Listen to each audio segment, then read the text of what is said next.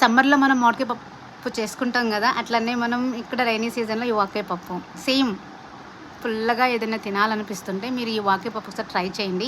మార్కెట్లో ఇప్పుడే మనకి అవైలబుల్గా ఉంటాయి ఈ వాకాయలు.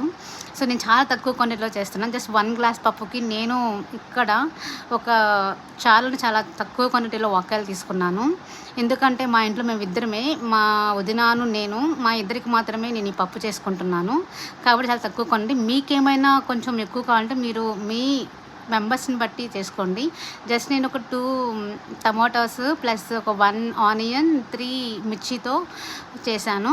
సో అంతా ఉడికిపోయిన తర్వాత మీరు ఇలా నెయ్యి ప్లస్ మీరు రెగ్యులర్గా యూస్ చేసే పప్పు నూనె కానీ నువ్వుల నూనె కానీ వాట్ ఎవర్ ఇట్ ఈస్, మీ ఇంట్లో ఏదైతే యూస్ చేస్తారో దానిలో కొంచెం ఈ నెయ్యిని కూడా యాడ్ చేసి తాలింపు పెట్టండి. ఈ పప్పుకి ఒక ఫుల్ మంచి టేస్ట్ టచ్అప్ వస్తుంది. చాలా బాగుంటుంది. తప్పకుండా ట్రై చేయండి. Thank you. బాయ్.